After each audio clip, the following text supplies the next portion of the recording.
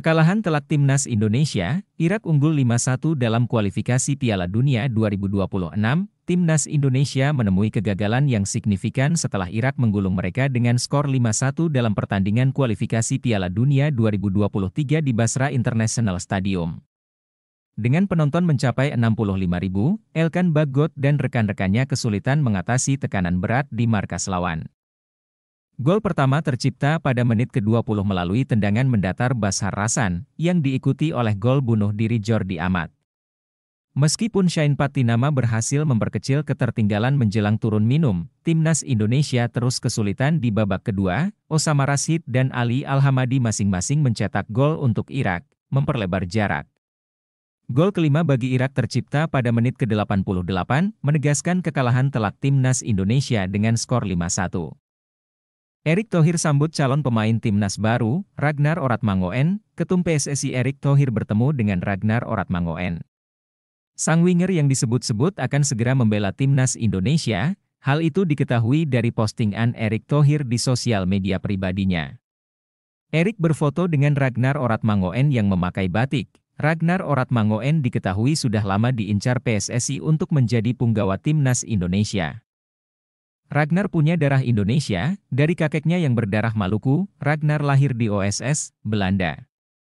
Kini usianya 25 tahun dan PSSI diakini akan segera merampungkan status WNI-nya.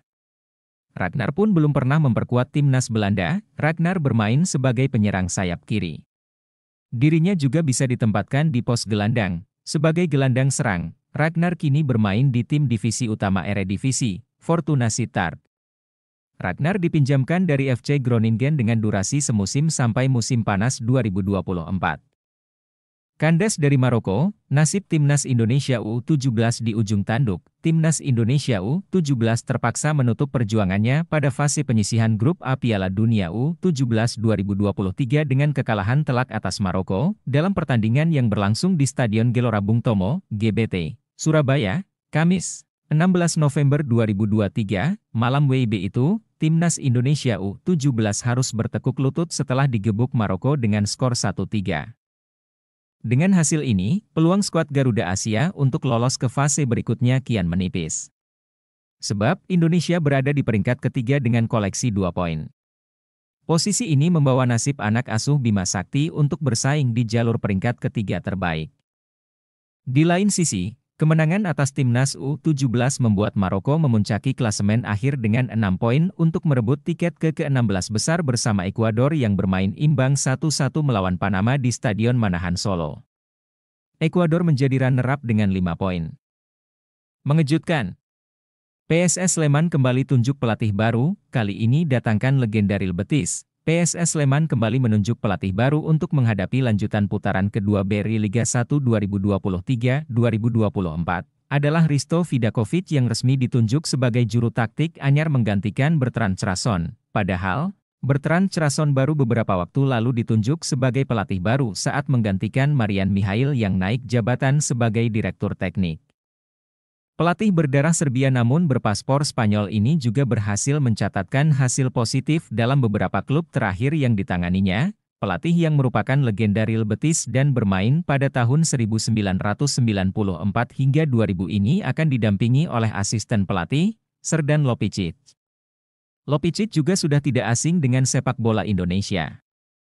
Ia pernah bermain di beberapa klub Indonesia seperti Persisam, Surabaya United, Persela Lamongan, Arema Tronous, Persiba Balikpapan dan Borneo FC. Rekrutan pertama Arema di tengah musim BRI Liga 1, pemain serba bisa dari Liga Kolombia, Arema FC mendapatkan satu pemain baru, yakni gelandang asal Kolombia, Julian Guevara. Rekrutan yang di luar prediksi. Mengingat sebelumnya Arema dikabarkan akan mendatangkan striker dan stopper. Tapi yang datang justru pemain tengah. Manajemen dan tim pelatih sepakat memilih Guevara karena bisa bermain di dua posisi. Selain di tengah, dia bisa jadi stopper.